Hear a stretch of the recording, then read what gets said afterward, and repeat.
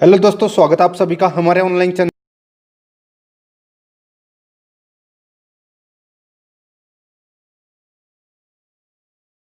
Political science में सबसे महत्वपूर्ण टॉपिक है वो है प्रस्तावना यानी कि उद्देशिका।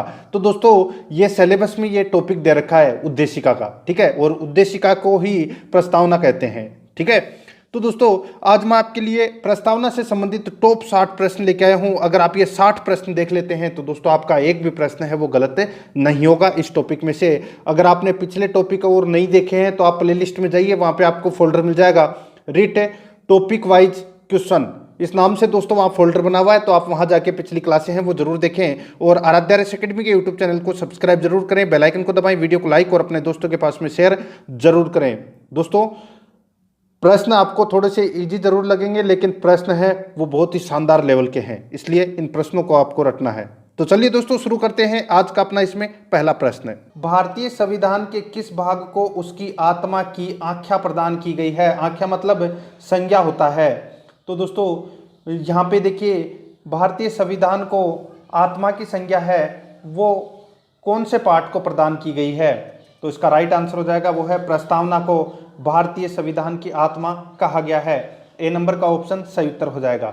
नेक्स्ट क्वेश्चन है, आगे देखिए, संविधान निर्माताओं ने किस पर विशेष ध्यान दिया था। तो दोस्तों संविधान निर्माताओं ने दोस्तों प्रस्तावना पर विशेष ध्यान दिया था, तो इसमें ए नंबर का ऑप्शन सही उत्तर हो जाएगा। आगे देखिए दोस्तों 3 नंबर का प्रश्न है, भारत में जनप्रिय संप्रभुता है क्योंकि भारत के संविधान की प्रस्तावना शुरू होती है इन शब्दों से। तो दोस्तों भारत की जो प्रस्तावना है वो कौन से शब्द से शुरू होती है। तो दोस्तों आपको प्रस्तावना है वो याद रखनी चाहिए प्रस्तावना, ठीक है। दोस्तों भारत की जो प्रस्तावना है वो हम भारत के लोग भारत को एक संपूर्ण प्रभुत्व संपन्न समाजवादी पंथ निरपेक्ष लोकतांत्रिक गणराज्य बनाए, ठीक है, ये शुरू की लाइन है, ठीक है। तो शुरुआत किससे हो रही है, हम भारत के लोग से। तो इस प्रश्न का राइट आंसर हो जाएगा डी नंबर का ऑप्शन बिल्कुल सही उत्तर हो जाएगा, हम भारत के लोग। नेक्स्ट है, आगे देखिए 4 नंबर का प्रश्न है, भारत को गणतंत्र क्यों कहा जाता है। तो भारत को गणतंत्र क्यों कहा जाता है, क्योंकि दोस्तों यहाँ राज्य का प्रमुख निर्धारित अवधि के लिए होता है, ठीक है। जैसे कोई राजा महाराजा वो नहीं है कि जब भाई वंशानुगत होता है कि भाई वो उसके बाद में वो बनेगा, उसकी कोई अवधि नहीं होती थी राजा महाराजाओं की।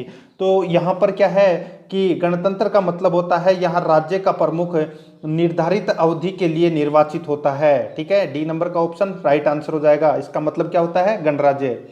आगे देखिए 5 नंबर का प्रश्न है, भारत है एक, तो भारत क्या है। तो एक धर्मनिरपेक्ष राष्ट्र है भारत, क्या है, धर्मनिरपेक्ष राष्ट्र है। ए नंबर का ऑप्शन इसका बिल्कुल सही उत्तर हो जाएगा। 6 नंबर प्रश्न है, धर्मनिरपेक्षता का अर्थ है। तो दोस्तों धर्मनिरपेक्षता का अर्थ क्या है, 4 ऑप्शन आपके सामने हैं। तो देखिए धर्मनिरपेक्षता का अर्थ है कि यहाँ पर यानी कि राज्य सरकार द्वारा किसी धर्म को स्वीकार नहीं करना, यही मतलब होता है धर्मनिरपेक्षता का, ठीक है। यानी कि किसी के साथ में धर्म के आधार पर कोई भेदभाव नहीं किया जाता, ठीक है, और राज्य सरकार का भी कोई धर्म नहीं होता। तो इसका राइट आंसर हो जाएगा सी नंबर का ऑप्शन बिल्कुल सही उत्तर हो जाएगा। आगे देखिए 7 नंबर का प्रश्न है, भारत एक धर्मनिरपेक्ष राज्य है, इसका मतलब है कि भारतीय राज्य, इसका मतलब है कि भारतीय राज्य किसी निश्चित धर्म को समर्थन नहीं करता। यहाँ पे देखिए ये इसका राइट आंसर हो जाएगा डी नंबर का ऑप्शन। भारत एक धर्मनिरपेक्ष राज्य है, इसका मतलब यह है कि भारतीय राज्य किसी निश्चित धर्म का समर्थन नहीं करता। डी नंबर का ऑप्शन सही उत्तर हो जाएगा। देखिए प्रश्नों का लेवल देखिए, और अगर आप आराध्या रेस एकेडमी के साथ में जुड़ गए तो आपको और भी अच्छी अच्छी चीज़ें मिलेंगी। देखिए 8 नंबर का प्रश्न है, गणतंत्र होता है, तो गणतंत्र का मतलब क्या होता है। गणतंत्र का मतलब होता है राज्य जहां पर अध्यक्ष वंशानुगत रूप से न हो, उसका मतलब होता है गणतंत्र। मैंने भी आपको बताया था गणतंत्र यानी कि निश्चित अवधि के लिए निर्वाचित होता है, ठीक है, वंशानुगत नहीं होता। तो इसमें डी नंबर का ऑप्शन सही उत्तर हो जाएगा। 9 नंबर प्रश्न है, इसमें देखिए निम्नलिखित में से वे 2 शब्द कौन से हैं जिनका समावेश 42वें संशोधन द्वारा संविधान की उद्देशिका में किया गया था। निम्नलिखित में से वे दो शब्द कौन से हैं जिनका समावेश 42वें संविधान संशोधन द्वारा संविधान की उद्देशिका में किया गया था? तो इसका राइट आंसर हो जाएगा, वो क्या है? तो वह है समाजवादी और धर्मनिरपेक्ष। समाजवादी और धर्मनिरपेक्ष, ठीक है। तो इसका राइट आंसर हो जाएगा वो है सी नंबर का ऑप्शन। और 42वां संविधान संशोधन कब हुआ था? तो ये हुआ था दोस्तों 1976 में। कब हुआ था? 1976 में, ठीक है। आगे देखिए दोस्तों, इसमें 10 नंबर का प्रश्न है, भारतीय संविधान की प्रस्तावना में भारत को किस रूप में घोषित किया गया है? तो भारत को किस रूप में घोषित किया गया है? तो दोस्तों भारत को यहाँ पर एक प्रभुत्व संपन्न, देखिए आपने अगर प्रस्तावना पढ़ी हो तो दोस्तों मैं आपको फिर से एक बार बता देता हूँ। देखिए प्रस्तावना थोड़ी सी आगे से पढ़ के, हम भारत के लोग भारत को एक संपूर्ण प्रभुत्व संपन्न समाजवादी पंथ निरपेक्ष लोकतांत्रिक गणराज्य बनाने के लिए, ठीक है। अब यहाँ पे देखिए, एक प्रभुत्व संपन्न समाजवादी धर्मनिरपेक्ष प्रजातांत्रिक गणराज्य, ठीक है। तो ये अपना राइट आंसर हो जाएगा इसका, सी नंबर का ऑप्शन बिल्कुल सही उत्तर हो जाएगा। इस रूप में घोषित किया गया है भारत को। 11 नंबर का प्रश्न है, भारत एक गणतंत्र है, इसका अर्थ है? भारत एक गणतंत्र है, इसका अर्थ क्या होता है? कि भारत में वंशानुगत शासक नहीं है, ठीक है। इसका मतलब यह है कि भारत में वंशानुगत शासक नहीं है। सी नंबर का ऑप्शन राइट आंसर हो जाएगा। देखिए प्रश्न एक और उत्तर अनेक प्रकार के, देखिए कैसे घुमा घुमा के प्रश्न पूछा गया है, ठीक है। गणतंत्र का मतलब मैंने आपको 3 बता दिया है, ठीक है। तो इसमें सी नंबर का ऑप्शन सही उत्तर हो जाएगा। नेक्स्ट है, निम्नलिखित में से कौन सा शब्द भारत के संविधान की उद्देशिका में नहीं है? तो देखिए भारत की जो प्रस्तावना है उसमें कौन सा शब्द शामिल नहीं है? देखिए समाजवादी है, पंथ निरपेक्ष है, प्रभुत्व संपन्न है, लोकतांत्रिक गणराज्य है, ठीक है, लेकिन लोक कल्याण नहीं है। तो इसका राइट आंसर हो जाएगा डी नंबर का ऑप्शन बिल्कुल सही उत्तर हो जाएगा। आगे देखिए दोस्तों, इसमें कल्याणकारी राज्य का उद्देश्य है, कल्याणकारी राज्य का उद्देश्य है, तो क्या है उसका उद्देश्य? वो है कमजोर वर्गों के कल्याण का प्रबंध करना, कमजोर वर्गों का दोस्तों कल्याण का प्रबंधन करना। तो इसका राइट आंसर बी नंबर का ऑप्शन हो जाएगा। आगे देखिए 14 नंबर का प्रश्न है, भारत को एक गणराज्य मुख्य रूप से माना जाता है क्योंकि? भारत को एक गणराज्य मुख्य रूप से माना जाता है क्योंकि यहाँ पर राज्याध्यक्ष का चुनाव होता है, यानी कि राज्याध्यक्ष यानी कि राष्ट्रपति का भी चुनाव होता है, ठीक है। ए नंबर का ऑप्शन राइट आंसर हो जाएगा, ठीक है। राज्याध्यक्ष अपना कौन है? तो राष्ट्रपति। आगे देखिए, भारतीय संविधान की प्रस्तावना के सिलसिले में निम्नलिखित में से कौन सा क्रम है वो सही है? भारतीय संविधान की प्रस्तावना के सिलसिले में निम्नलिखित में से कौन सा क्रम है वो सही है? तो यहाँ पे देखिए दोस्तों, प्रस्तावना आपको एक बार पूरी याद रखनी चाहिए। मैं आपको बता देता हूँ प्रस्तावना एक बार पढ़कर फिर से। देखिए, हम भारत के लोग भारत को एक संपूर्ण प्रभुत्व संपन्न समाजवादी पंथ निरपेक्ष लोकतांत्रिक गणराज्य बनाने के लिए तथा उसके समस्त नागरिकों को सामाजिक, आर्थिक और राजनीतिक न्याय, विचार, अभिव्यक्ति, विश्वास, धर्म और उपासना की स्वतंत्रता, प्रतिष्ठा और अवसर की समानता प्राप्त कराने के लिए तथा उन सब में व्यक्ति की गरिमा और राष्ट्र की एकता और अखंडता सुनिश्चित करने वाली बंधुता बढ़ाने के लिए, ठीक है। तो ये है दोस्तों अपनी प्रस्तावना जो मैंने आपको पढ़ के बताई है अभी यहाँ पे। तो यहाँ पे देखिए, सार्वभौम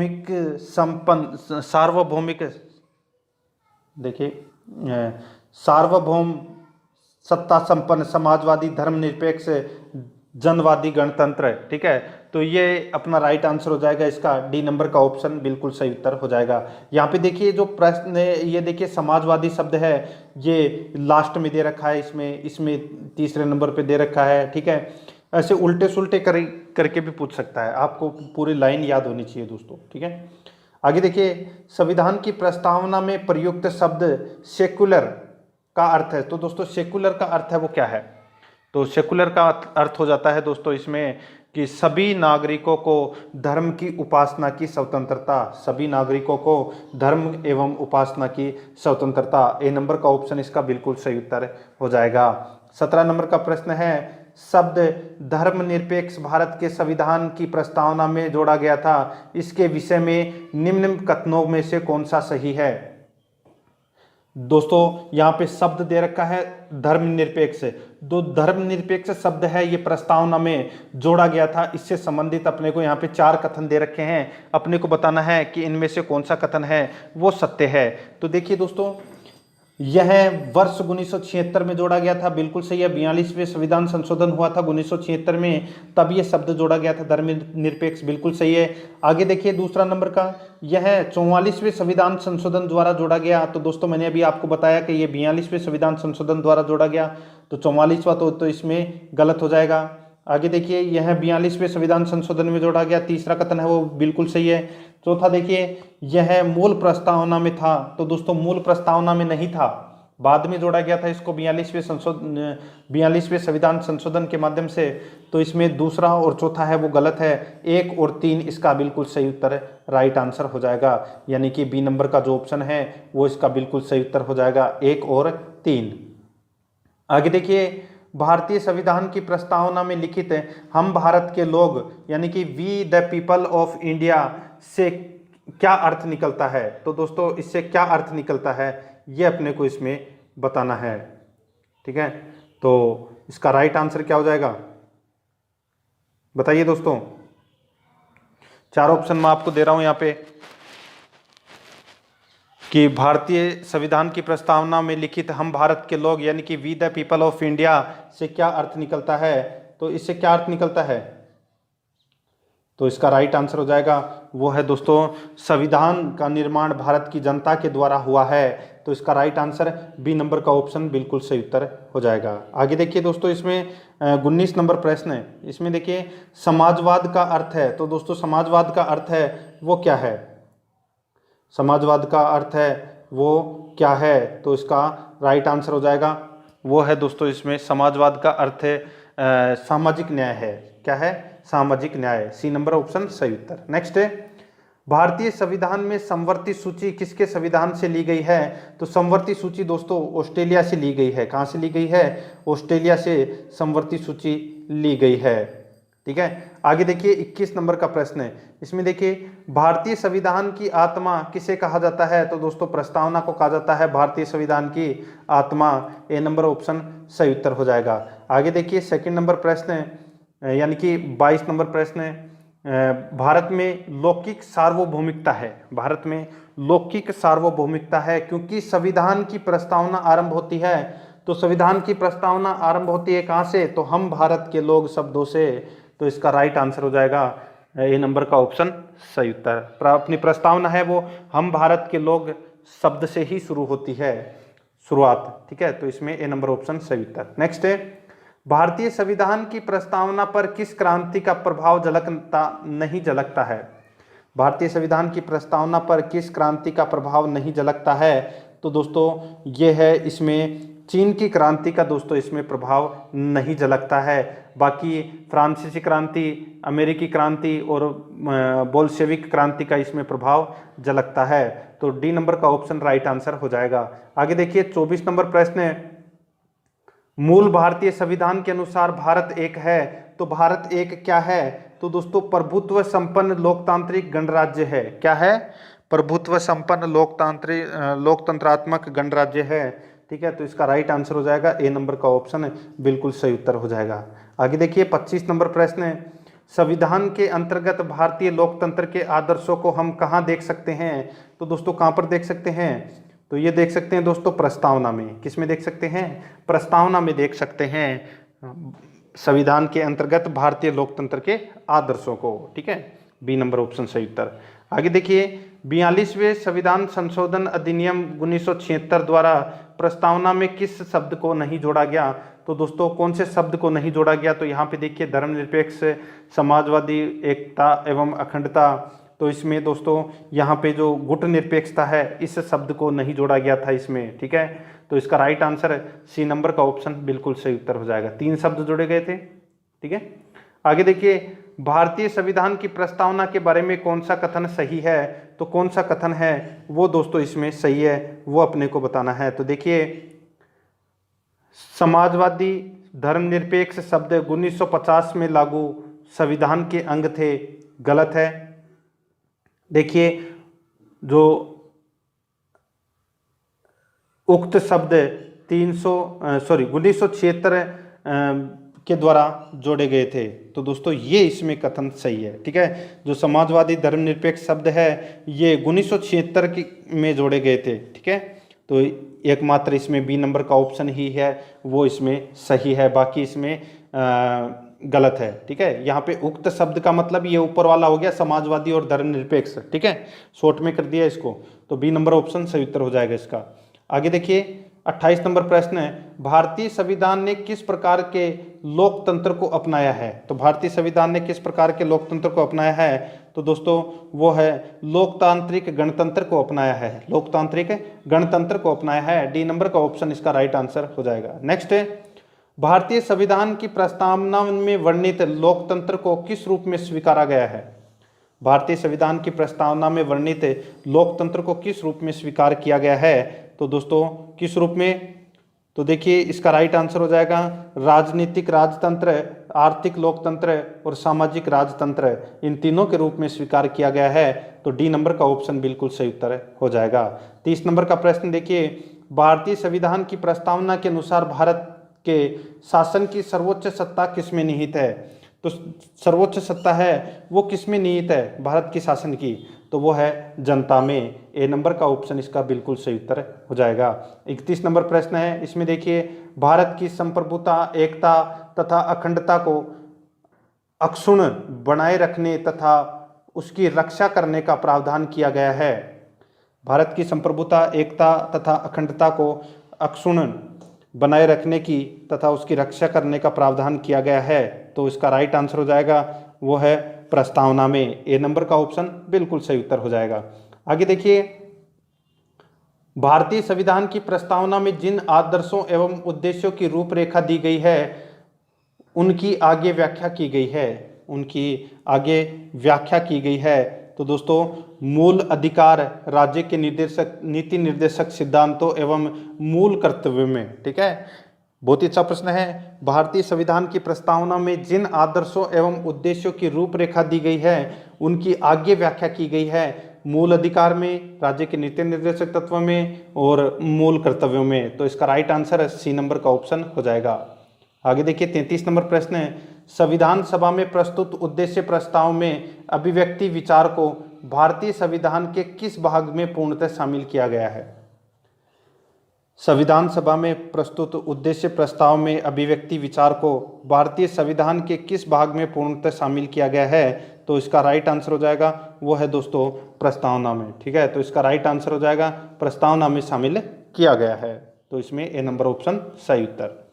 आगे देखिए, भारतीय संविधान की प्रस्तावना में क्या स्पष्ट नहीं होता, तो क्या स्पष्ट नहीं होता, तो दोस्तों वो है इसमें संविधान को लागू करने की तिथि, संविधान को लागू करने की तिथि दोस्तों इसमें स्पष्ट नहीं करता, ठीक है, प्रस्तावना में। तो इसका राइट आंसर सी नंबर का ऑप्शन बिल्कुल सही उत्तर हो जाएगा।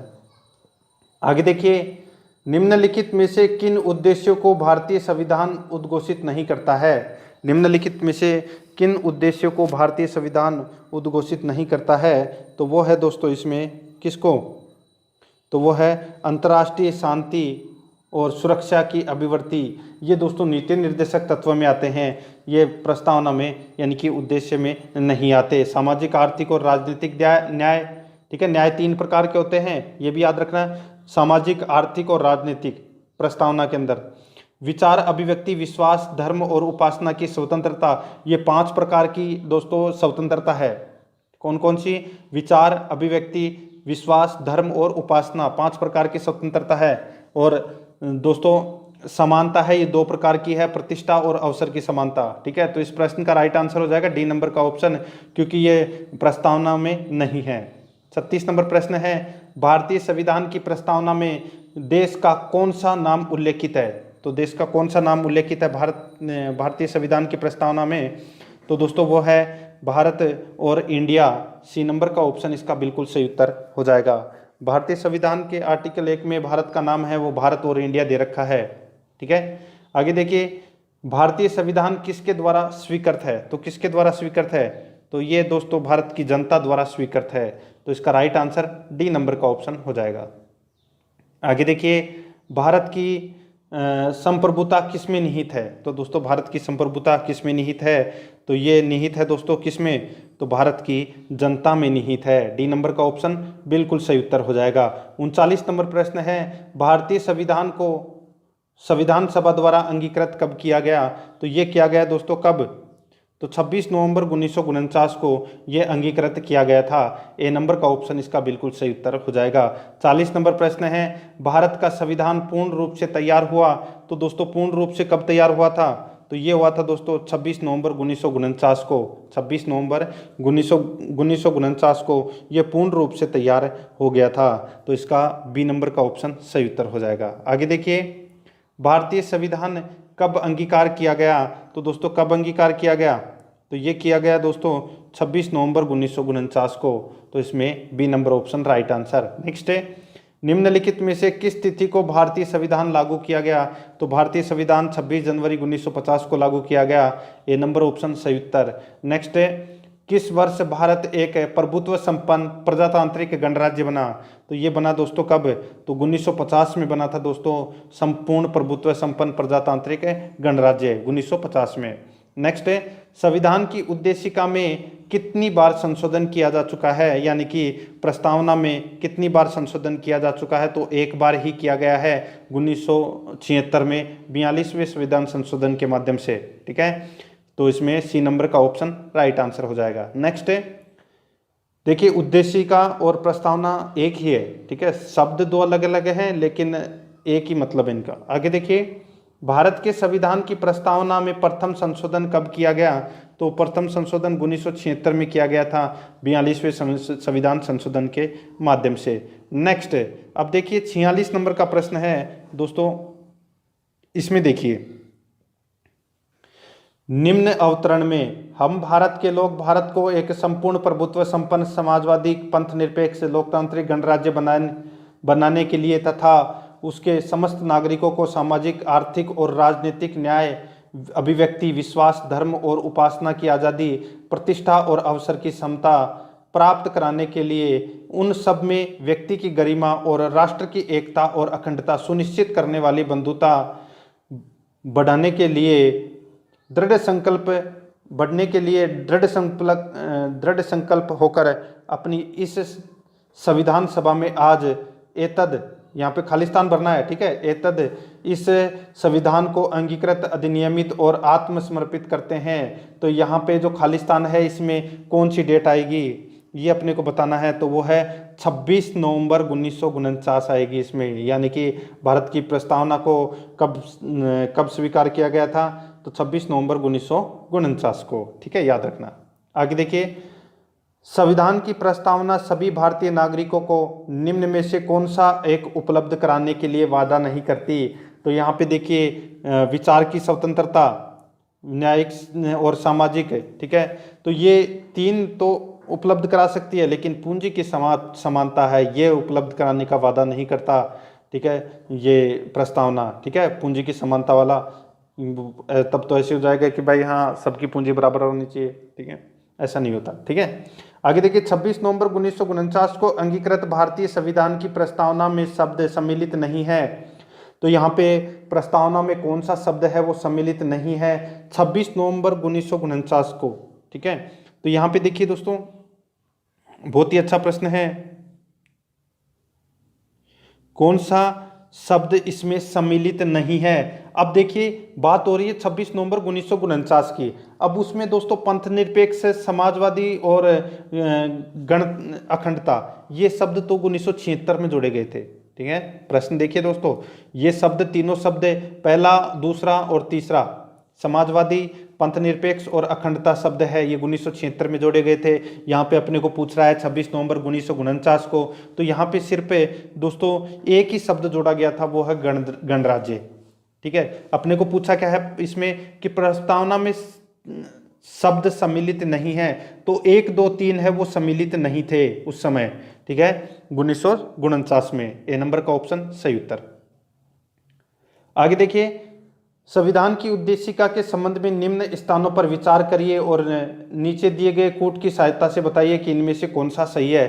तो यहाँ पे देखिए दोस्तों, कौन सा कथन है वो इसमें सही है, वो अपने को इसमें बताना है। देखिए, नेहरू द्वारा प्रस्तुत ऑब्जेक्टिव प्रस्ताव अंतर्गोत्वा उद्देशिका बना, बिल्कुल सही है दोस्तों। जो उद्देशिका प्रस्ताव है ये नेहरू जी लेके आए थे। आगे देखिए, इनकी प्रकृति न्याय योग्य नहीं है, तो ये भी बिल्कुल सही है। इनका संशोधन नहीं किया जा सकता, तो दोस्तों संशोधन किया जा सकता है, जैसे 42वां संविधान संशोधन में किया गया था। तो तीसरा इसमें गलत हो जाएगा, बाकी के इसमें 2 तो सही है। चौथा देखिए, संविधान के विशिष्ट प्रावधानों को यह रद्द नहीं कर सकता, ये दोस्तों इसमें सही है बिल्कुल, ठीक है। तो इसमें तीसरा नंबर का गलत था, बाकी 1, 2 और 4 तो इसमें सही है ही, तो इसमें बी नंबर का ऑप्शन बिल्कुल सही उत्तर हो जाएगा। आगे देखिए, 50 नंबर प्रश्न है, भारतीय संविधान की उद्देशिका में परिवर्तन किस संशोधन अधिनियम में किए गए थे? भारतीय संविधान की उद्देशिका में परिवर्तन किस संशोधन अधिनियम में किए गए थे? तो वो है 42वां संविधान संशोधन 1976 में। सी नंबर का ऑप्शन राइट आंसर। नेक्स्ट है, प्रस्तावना का वह प्रावधान जो सभी वयस्क नागरिकों को मतदान करने का अधिकार प्रदान करता है कहलाता है, तो वो क्या कहलाता है? तो दोस्तों मतदान करने का अधिकार है वो दोस्तों प्रजातंत्र कहलाता है, ठीक है। तो इसमें बी नंबर का ऑप्शन राइट आंसर। नेक्स्ट है, भारतीय संविधान के किस संशोधन द्वारा प्रस्तावना में 2 शब्द जोड़े गए थे? पंथ निरपेक्ष और धर्मनिरपेक्ष, समाजवादी और धर्मनिरपेक्ष।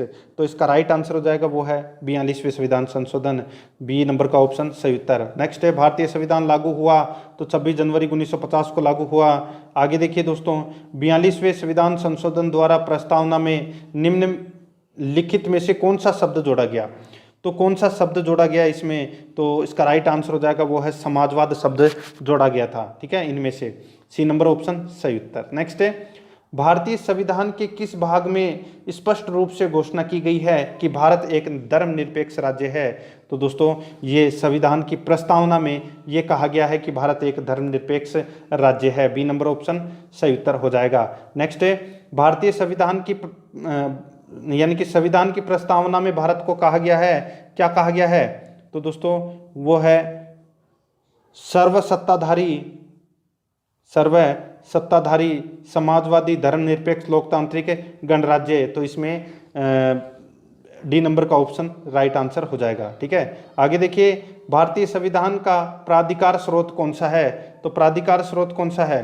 तो वो है भारत के लोग, हम भारत के लोग। तो इसमें बी नंबर ऑप्शन सही उत्तर हो जाएगा, भारत के लोग, ठीक है। आगे देखिए, संविधान की प्रस्तावना में प्रयुक्त शब्द सेकुलर का अर्थ क्या है? तो सेकुलर का अर्थ क्या है? तो इसका मतलब होता है, सेकुलर का मतलब होता है सभी नागरिकों को धर्म एवं उपासना की स्वतंत्रता देना। ए नंबर का ऑप्शन इसका बिल्कुल सही उत्तर हो जाएगा।